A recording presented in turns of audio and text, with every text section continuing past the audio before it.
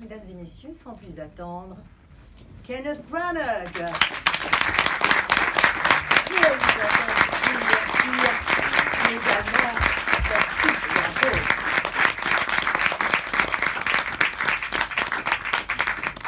Well, welcome to Paris. Thank you very much. And thank you for bringing Hercule Poirot and Murder on the Orient Express to us. Thank you very much. Well, certainly Murder on the Orient Express is a very classic mystery novel and certainly one of Agatha Christie's most beloved ones. But I wanted to know what drew you to this particular novel and how did you make it your own, not only as director, but also as Hercule Poirot? Well, I came across the book. My mother started reading crime fiction when I was in my early adolescence, so I would see these books, including this one, around the house. And first of all, the title. I think it's a great title. There are 3 words that get me going: Murder, Orient, and Express. This seems very clever to combine those 3. And I remember reading it and admiring how many characters she used, and I felt that was a smart way of keeping the audience guessing, and she choreographs that very well. I loved the evocation of the golden age of travel. I wanted to get onto that train. I liked the winter setting, so December, and then when it came to me from Fox, Michael Green, who's had an extraordinary year as a screenwriter, as you know, he's written the screenplay for Blade Runner 2049, and he's created American Gods, the TV show from the Neil Gaiman novel. Brilliant, I think. So he's in amazing creative form, and he changes the beginning. It's not the same as the novel. It's not the same as the 74 movie. And we, particularly regarding the second part of your question, Hercule Poirot, we have the chance of a sort of an arc for the character that takes us from a man who, at the beginning of the story, says there is right, there is wrong, there is nothing in between, all the way through to a moment where, when we know who and how and why, we then have to consider, well, is there something in between? He's a moral absolutist, and his obsessions, if you like, what he calls his little originalities, they're less the behaviours of a sort of a dandy, and more of a sort of obsessive compulsive individual, so that when those eggs are not the same size, or when that hotel room is an odd number, not an even number, these things almost pain him. Disharmony and imbalance are things that can, produce a collapse. So when he comes up against something that he ought to have a solution to, and he asks the question, where does conscience lie? It makes for a kind of chewy moral issue. So I think Michael dealt with all the things I liked: the glamour, the travel, the darkness, and then in Poirot he gave a different kind of character journey for a different kind of obsessive. Question ici. Micro. N'hésitez pas à le lever, si vous voulez. Hi. Thanks for the movie. Thank you it's very much. Really brilliant. Thank you very much. It's a 2-part question. The first part is, how did you come up with such a big casting, like all these A-list stars? And second of all, what would you give as an advice to have such a beautiful mustache? Thank you. Thank you. The first part of the question, the key to the casting was Judi Dench. Judi Dench was the first person I asked, and she was the first person to say yes before I finished the sentence where I asked her. I asked her by, as you know, the handkerchief that Princess Dragomirov eventually owns up to having has the N, or the H, which becomes the Russian N. And when I asked Judy to be in it, we got an original lace handkerchief and embroidered her initials in the handkerchief. And she was very taken with that. So we bribed her, basically. She said yes, at least she knew she was going to get a free handkerchief out of it, But once she was on board, she became a kind of magnet. and someone like Johnny Depp worships Judy, absolutely worships it. When they all came together for the first time, literally physically together, they were going to do their first scene, and they were outside the steps of the dining car, and I was on the dining car, and I saw them. They were all very shy with each other, very sort of awestruck, bizarrely enough. And Michelle Pfeiffer was the first person to come up the steps onto the carriage. So I said hello, and I noticed there were tears in her eyes. I thought, Christ, what's happened? I said, are you all right? She said, I just met Judi Dench. I feel so emotional. You know, people also knew, I think, that they would have a chance to explore interesting and different characters, and I think they knew that I love performance. I like actors, so I want them to be good, and want to help as best I can, and that they would enjoy being in that group, which they did. They really enjoyed that. As to the moustache, took a few months of realizing the brutal truth. I could not grow that moustache. I have neither the follicle power nor the chemical hormonal combination to produce the sort of double handlebar swirl that my friend Carol Hemming designed. So we spent the following few months sticking things on me and using a bust of me, and we must have had 11 versions of that thing. Agatha Christie said, referred to them in the novels, as she said in the plural, he wore the most magnificent moustaches in England. She used the plural. Often it was described as magnificent and immense. So the idea was to produce this kind of mask, his superpower, if you like, which he hides behind and he observes people through. And almost his greatest delight is for people to dismiss him. Mary Debenham, Daisy Ridley's character, says in the novel, he was a perfectly ridiculous little man, the sort of man with that moustache that you could not take seriously. And when people do not take Poirot seriously, he has a chance to watch and observe and be a better detective. So the first morning, Daisy actually walked on the set and saw me in the moustache for the first time. She said, Jesus, that's bold. I said, good bold? She said, yeah, good bold, good bold. So I think we tried to meet Agatha Christie's demand in the book. And moustaches, plural. Yes, so we got the two, yeah. Yeah. Question, ici. Hi. Hi. Thank you for the film, and thank you for coming and presenting it to us. Thank you. I feel like we ought to talk about French accent. Yes. Weren't you a bit scared to show the movie to a French audience? And how did you work on it? And well, in theory, always scared. But in theory, of course, it's his version. He's a Wallonian Belgian who has spoken French but lives in the novels mostly in England.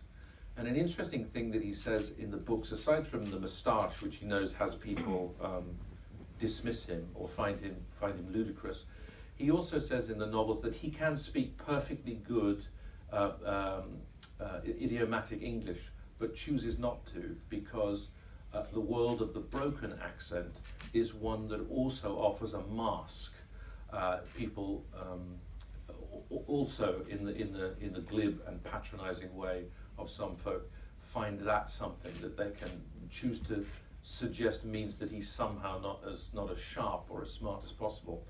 And with I don't speak French, so or even though most of my life I've tried, but I seem to have a sort of block with languages thus far. But it's fun to keep trying. So I did all the way through for probably 6 months until I thought I could maybe possibly order a hotel room that had a shower. That's about as far as I got successfully in French. The goal was really to find a Belgian, an English-speaking Belgian accent that seemed to match the sort of timbre of my voice, and where we could meet that sort of the playfulness with which Poirot speaks. But the process of sort of creating him was quite immersive. I got a chance to read the books, and there are 33 of them. There are 50 short stories, and I was prepping the film while I was in a theatre season. And I knew I was doing about 9 months ahead of time, and I was able to be very ritualistic each day about working on the accent, or working on the moustache, or working on the walk, getting the handmade shoes, getting the fabric for the clothes, beginning to understand his obsessions. And it was a very, very, very rewarding experience to have that much preparation, which was also completely necessary, because I knew that once everybody arrived, I had to be so ready for it, that my work on accent and moustache, everything else to do with the sort of technical makeup of Poirot had to be ready to go. Yeah. Question ici. Oui. Bonsoir. Hello. Speaking about books, when you read a book, do you see the scenes playing out of your head like a movie? And I've got the second question about the train. It's a confined space. Is it like a theater play for you? Well, the truth is that I do. I'm mainly drawn to scripts where, when I read them, I can sort of intuitively feel a sense of the sort of visual. So, for instance, a shot that was in my mind, or an approach that was in my mind, when we go to Istanbul station, there's a shot which has Marwan Kenzari, who plays Jean-Michel, or Pierre-Michel.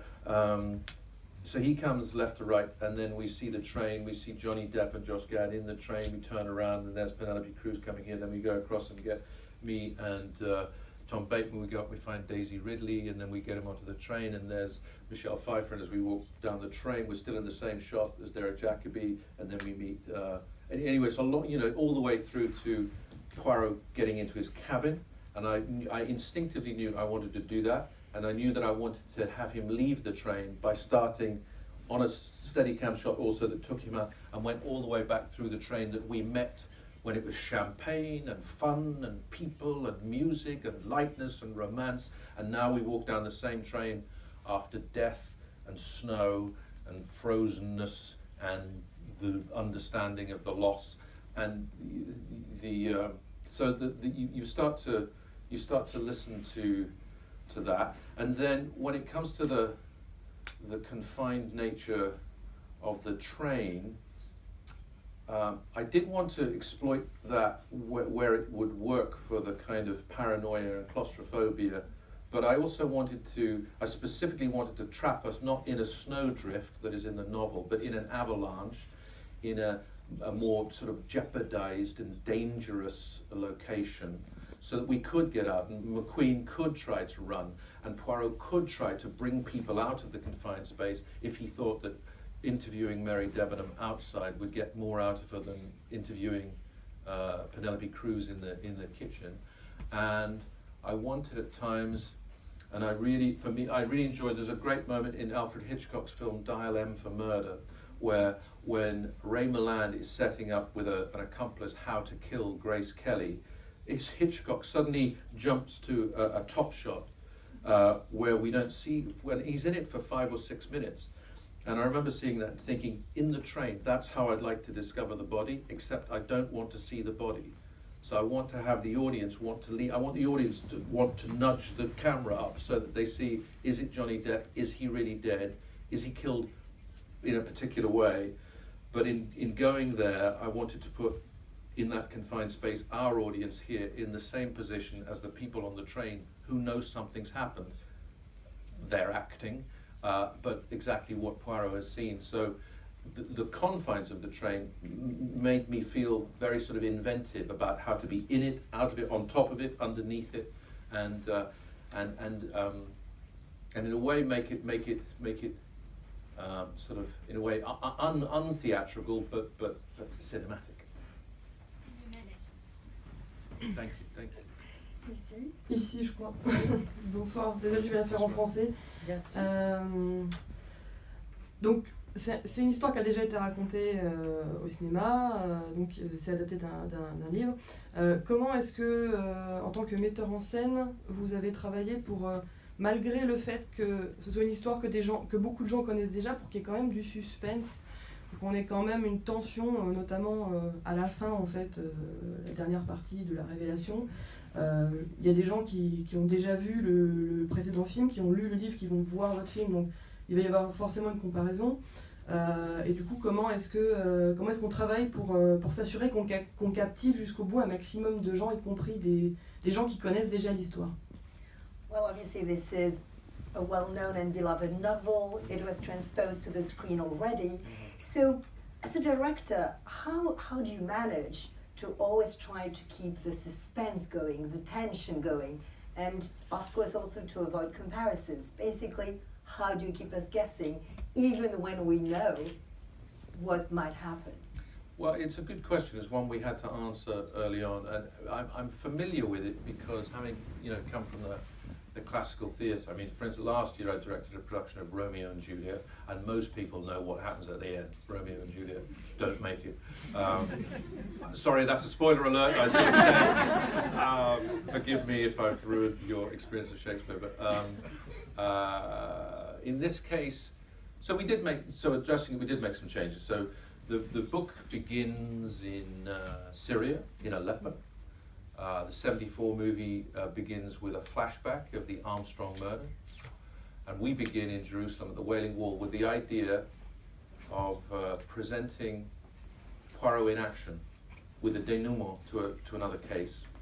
And I remember reading and thinking that when the policeman runs and gets himself caught on that cane, that was a very pleasing example of Poirot being a little ahead of us, and that already that might make the audience start to feel, oh, so that's not what we're used to. Plus, he himself is a little more active, and we're in a different place. And so to do that early, I think, was important. We changed some characters around. So in the 74 film, there's a character, and in the book, there's a character called Greta Olsen, who was played by Ingrid Bergman. Here, there's a character called Pilar Estravados, who is Penelope Cruz. And an Italian in the book, Antonio Foscarelli, becomes Beniamina Marquez with Manuel Garcia Ruffalo. And crucially, this sort of end, what you might call this end moral coda, was at work. I suppose we were constantly, for instance, Sidney Lumet, who directed the great 74 film, and who I got a chance to meet and spend some time with later in his career, said to me about this subject that he wanted to make a romp, R-O-M-P, a sort of, something that, and the music of that film is very, everything's sort of, it's got a little kind of flourish, a sort of flourish. Whereas for me, this movie was more of a brood. So I wanted to set up a first movement that was about the joy of travel.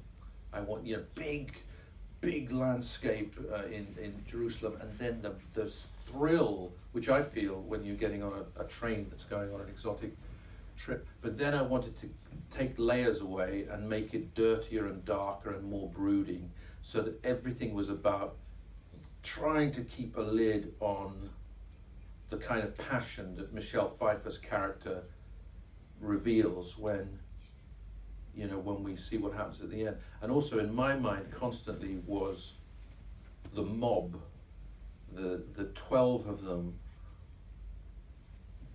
For me it's very disturbing to see somebody as sort of as elegant as Judi Dench, getting in there, so it's all just sort of ugly, but from civilized people who are carrying this incredible hurt. When I was working on this, I was also directing a production of Hamlet in the theatre with Tom Hiddleston. And I found strong parallels in these two revenge dramas about what happens when people, and we use the line in the film, are reacting to the poison of deep grief. And I suppose that's what I felt was what underneath it all would keep our audience a little more thrown off balance. Start differently, change the characters, but keep the underneath also allowing us, as we discussed, to move different locations and stuff, and feel also, finally I suppose, in the performance of it. One of the things that I said to the actors, I would meet with each actor and talk about the character, but when we got on set, I wouldn't rehearse. We'd sit like this and we'd shoot immediately, because I always wanted to get everybody's first, sometimes even nervous, impressions in. I didn't want anything settled. I wanted to feel that the dialogue had an improvised quality. And sometimes when it's a first take and you haven't rehearsed and you're shooting on film, inside you're a little like that, holding on to the... But it does something to your eyes, it does something to your body language that makes me feel more like that person knows that the answer to this question is literally a matter of life and death. We're stuck on a mountain in Yugoslavia in 1934. If I get blamed for this, I'm dead, I'm hung, rather than death as a parlor game and that kind of, oh, Inspector, and that kind of, sort of thing. So all of those things were about going, even if you know who, we will explain differently how, we'll explain differently why, and then critically, we will explain differently, what do we do now? What is justice? Is justice closure? Is justice revenge? Poirot finds it very difficult to concede that the way to control human affairs is to say an eye for an eye, a tooth for a tooth. With the loss of an innocent, the loss of a child, anything's possible. He finds that really difficult, and yet he understands the gargantuan pain involved. So all of that is more in the air in this version, and for me that constitutes something that speaks differently to a brilliant and beautiful romp. Well, I mean, you just mentioned the terms of closure, deep grief, revenge, and Michelle Pfeiffer and the music, which is not a romp in that movie. Mm-hmm. You even composed a song for her, which is precisely about that. Yeah. Could you tell us about the song Never Forget? Well, Pat Doyle and I have written lots of songs. Pat Doyle has composed the music for nearly all of my films. And sometimes we write a song in order to understand what we think it's about. We never even play it to anybody. Sometimes we don't, but a lot of times we do, because it's a way of articulating what we think it is. And here, the sort of the ache, the terrible ache that would mean, in a way, there are no winners in this story. So when he leaves them, he says, I hope you may find your peace with this. I hope we all, whether they have a chance to heal, maybe, whether they can or not, I don't know. And the song was a sort of response to this, trying to somehow say that maybe there is some beautiful resignation or acceptance that just says, we've done everything we can, including this incredible, violent act of revenge, and the loss is still there, and you are still gone, and we still miss you, and it still hurts, but we won't forget. And that's one of the things I found when I was working on Hamlet recently was and having worked on that play a lot over the years, that there seems in the play just a simple sort of acknowledgement that human beings must, for their own sort of health, mark the passing of loved ones. We know very little when we come into this world, except that we will die, and that everyone else will, and possibly our first experience of death will be losing people we love. So if that happens naturally, it's one thing. If it happens because they have been violently removed, it's another thing. So the problem in Hamlet is that Hamlet's father dies and his mother marries almost immediately. And here you really feel in all of the characters that the acknowledgement of the death, the marking of the death, the ritual of closure is necessary. And somehow, by the time we got to the end of the movie, we thought, well, a song does it, because the musical theme is from the inside of the film. It's how it accompanies the death, as it were, of Johnny Depp's character. And when we talked to Michelle about doing it, her first reaction was she wanted to make sure her voice was in good shape. And I said, well, it's not really so much about the musical perfection. It's about experiencing it. It's about it's being it rather than doing it. So it's not about showing off. She sings very beautifully, but it's more about living through that emotion. You still get to the end of the song, and it's sort of agonizing, because it's just when my parents passed, I just remember the very, very hard to just get past initially.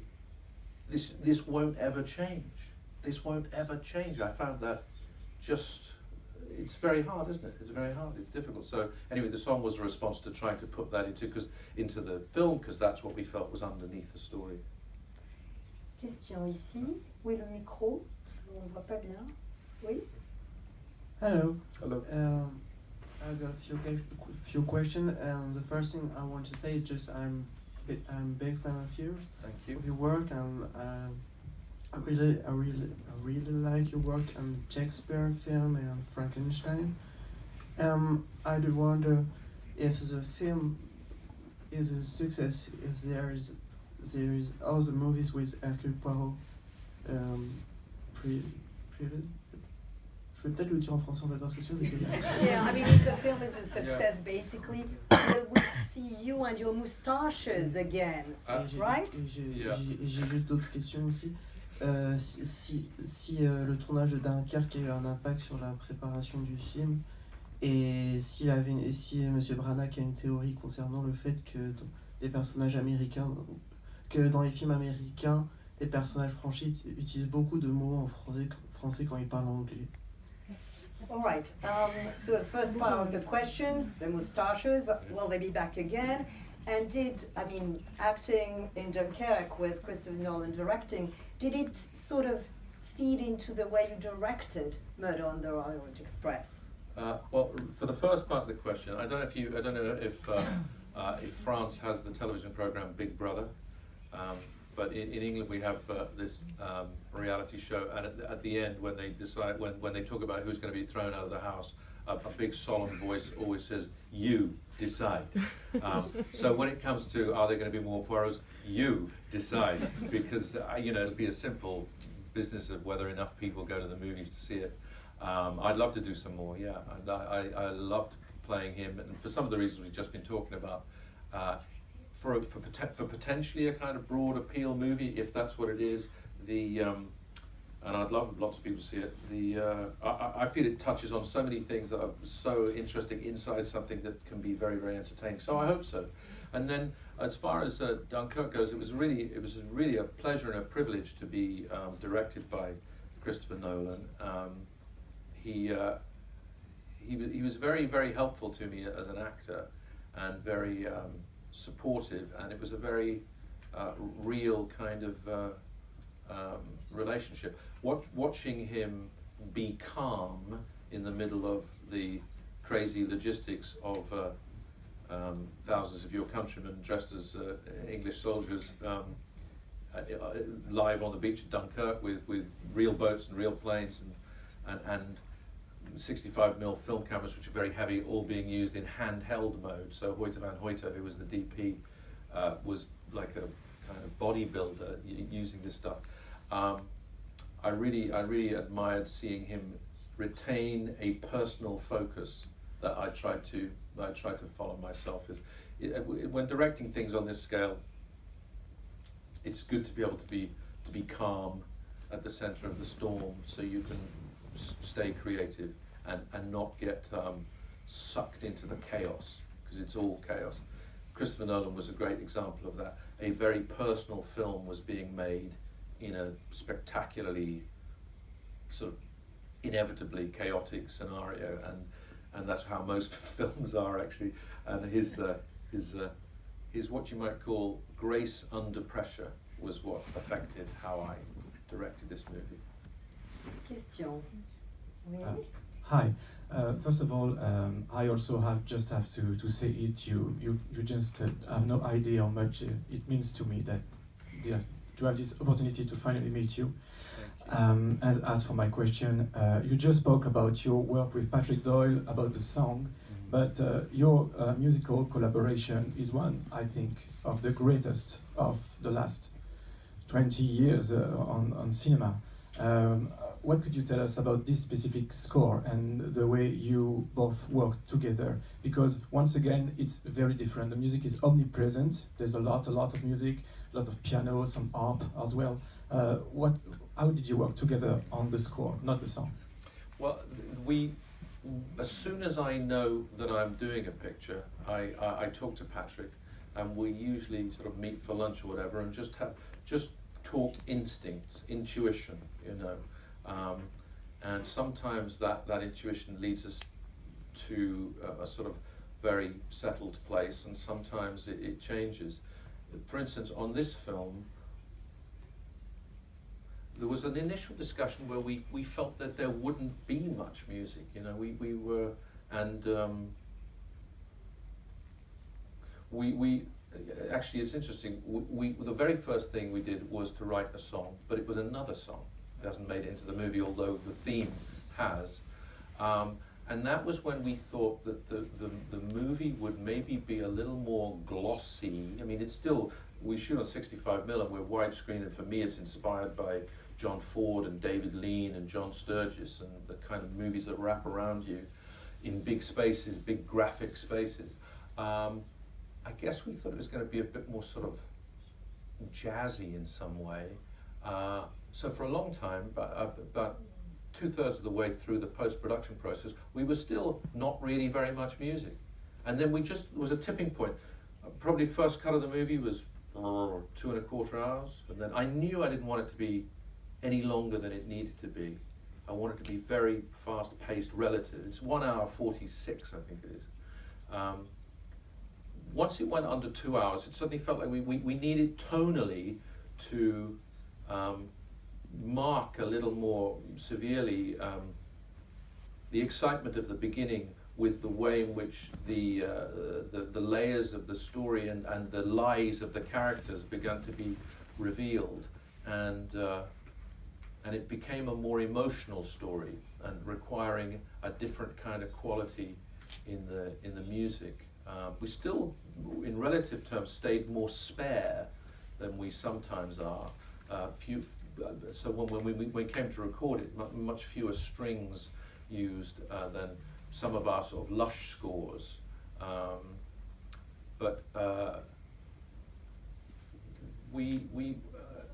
was quite a lot of music that got kind of thrown out on the way to it, you know, and then we came back to something where the thematic material stayed pretty small. There aren't vast numbers of tunes, but trying to find a way to be mysterious without being arch and without being sort of too self-conscious or trying to manipulate the audience. The audience are way too smart for that. Was an interesting thing. So it's sometimes we get stuck, and we often have.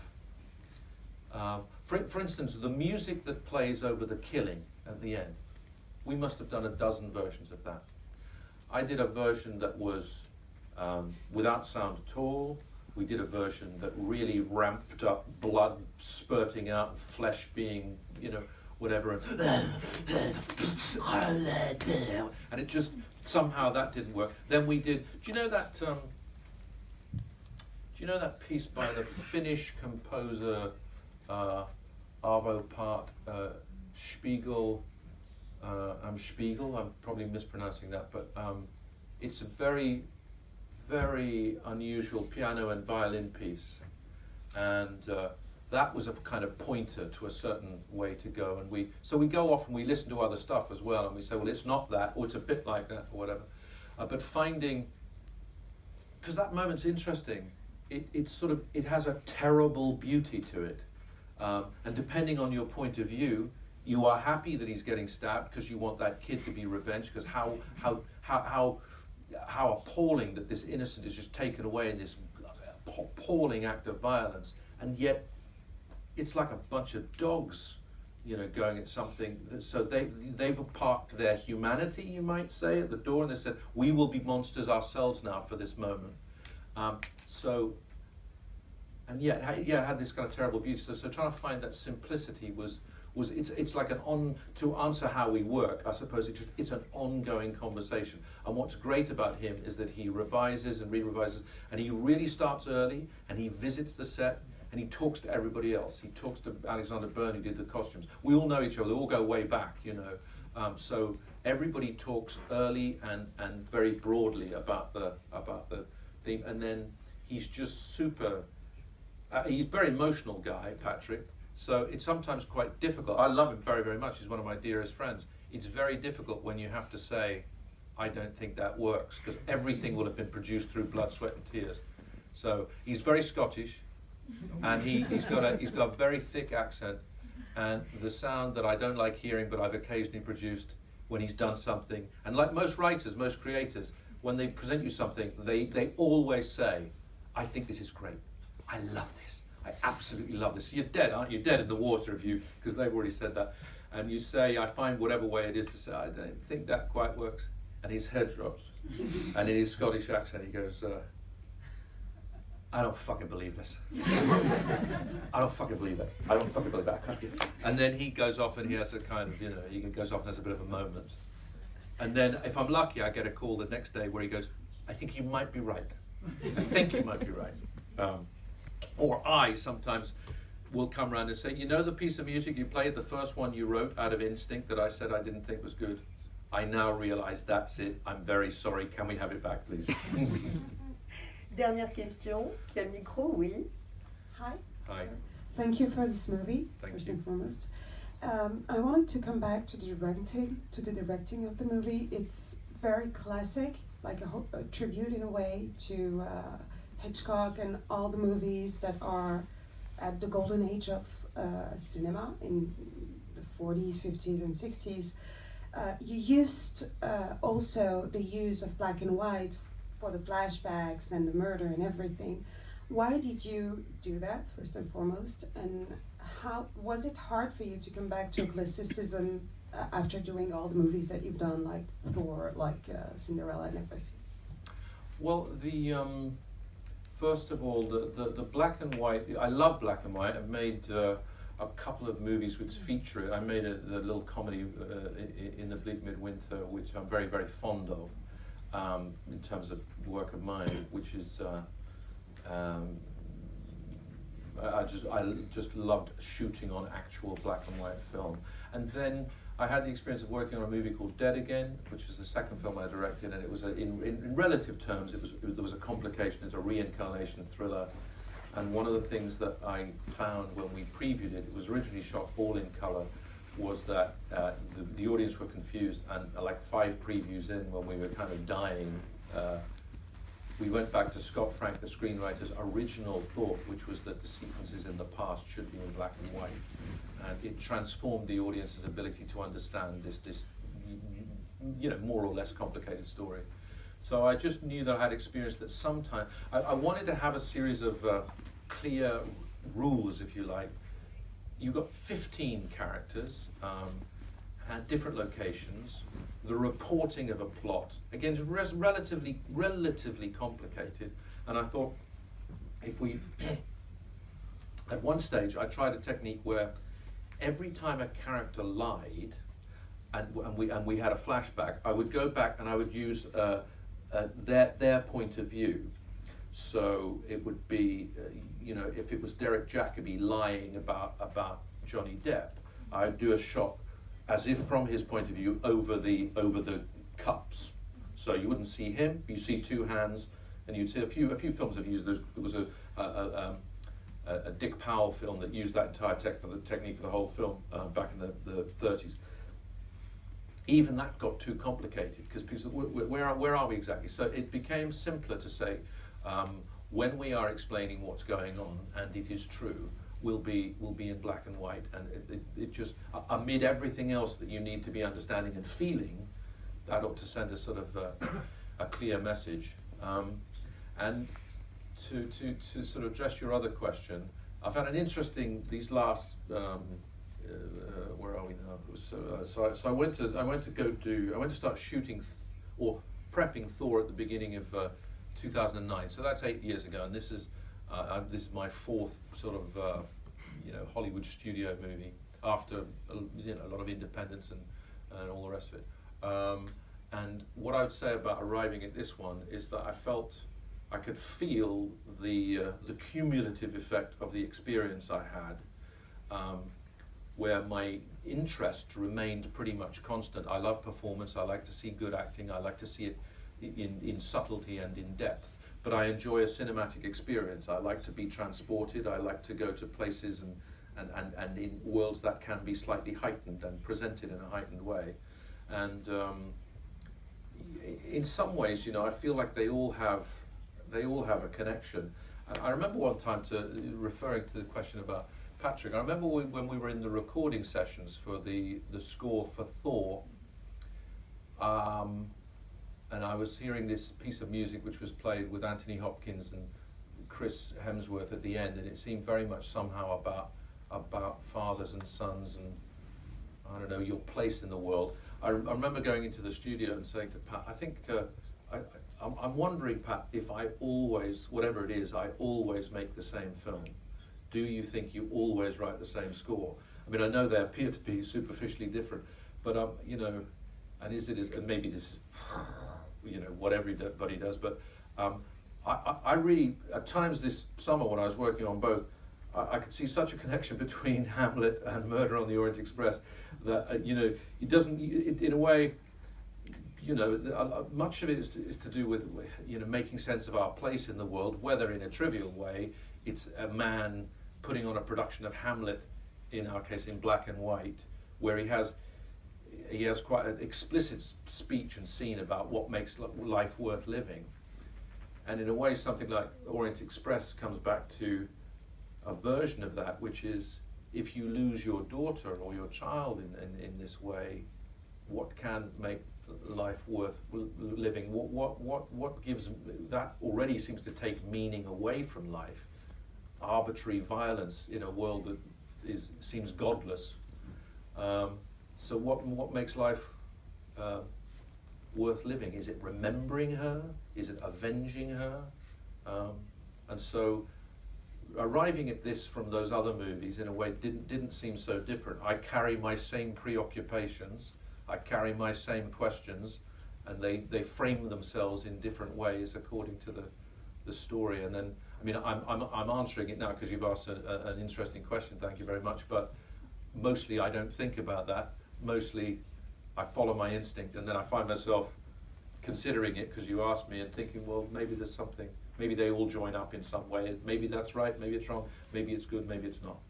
Well, thank you very much for talking about mystery, grief, loss, but also thank you for